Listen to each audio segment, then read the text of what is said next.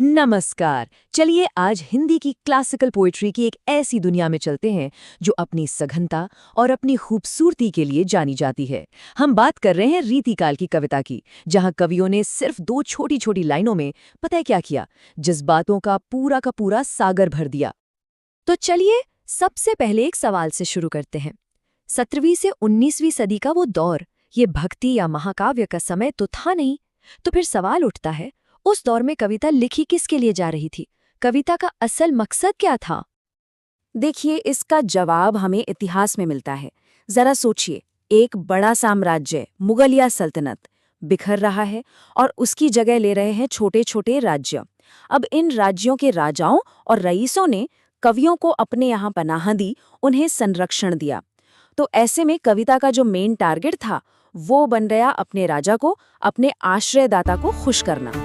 कला अब दरबार की शान का एक हिस्सा बन चुकी थी। तो इसी दरबारी माहौल में कविता ने एक बिल्कुल नया रूप लिया, और यहीं से रीति शब्द बहुत जरूरी हो जाता है। रीति का सीधा सा मतलब है परंपरा या कविता लिखने का तौर तरीका, उसके नियम। और मजे की बात यह है कि इस दौर के कवियों ने इन नियमों को 3 अलग-अलग तरीकों से अपनाया, और यहीं से कविता की 3 शानदार धाराएं निकली। ये 3 धाराएं थीं। पहली, रीतिबद्ध। समझिए, ये थे रूल मेकर्स, वो आचार्य कवि जो नियमों की किताबें लिखते थे। दूसरे थे रीति मुक्त, ये थे रूल ब्रेकर्स, वो विद्रोही जिन्होंने नियमों को तोड़ा और सीधे अपने दिल की बात कही। और फिर आए रीति सिद्ध, ये वो माहिर कलाकार थे जिन्होंने नियमों पर ऐसी पकड़ बना ली कि नियम ही उनकी कला के गुलाम हो गए। आज हम इन्हीं महारथियों की बात करेंगे। तो आइए अब सीधा रीति सिद्ध धारा में गोता लगाते हैं। देखिए, ये वो मुकाम है, वो लेवल है जहां कोई आर्टिस्ट नियमों को सिर्फ इसलिए नहीं मानता कि वो नियम है, बल्कि वो उन नियमों का इस्तेमाल कुछ ऐसा बनाने के लिए करता है जो बिल्कुल नया हो, जो पहले कभी न बना हो। और यही सबसे बड़ा फर्क है। इन कवियों ने कोई हाउ टू गाइड नहीं लिखी।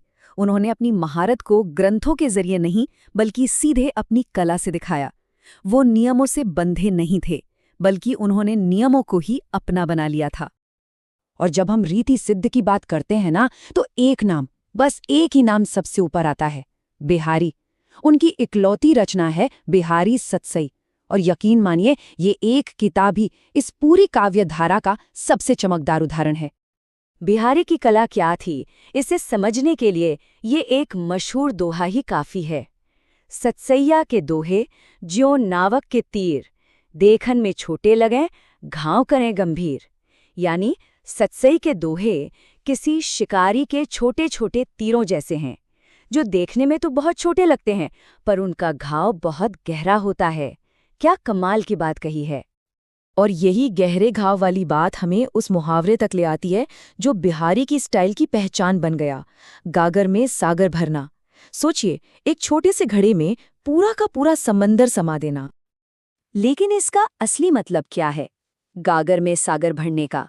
इसका मतलब है कि बिहारी के हर एक दोहे में एक पूरी कहानी, एक गहरी भावना और आंखों के सामने नाचता हुआ एक जीता जागता चित्र छिपा है।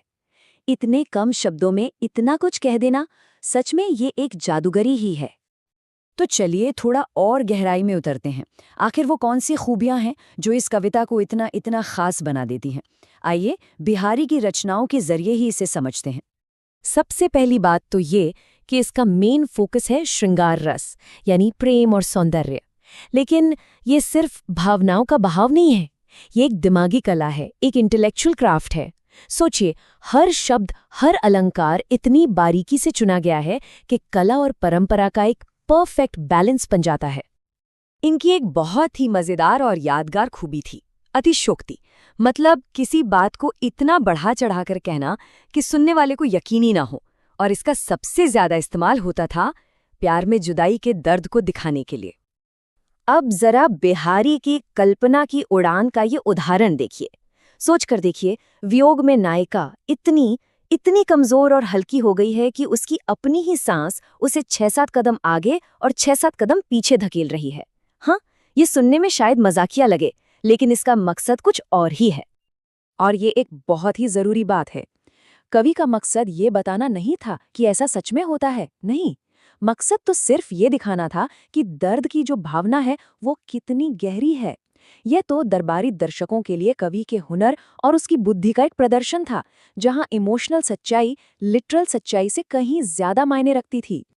तो चलिए एक बार फटाफट से सब कुछ जोड़कर देखते हैं कि हमारी यात्रा कहाँ से कहाँ तक पहुंची। हमने शाही दरबारों के माहौल से शुरुआत की, फिर रीति सिद्ध कवियों के अनोखे कॉन्सेप्ट को समझा जो परंपरा के मास्टर थे, टीचर नहीं। इसके बाद हमने बिहारी की गागर में सागर भरने की कला देखी और आखिर में उनकी कविता के दिमागी हुनर और खूबसूरती की बात की। तो ये सब जानने के बाद रीति सिद्ध कवियों का काम हमारे सामने एक बहुत बड़ा सवाल खड़ा कर देता है।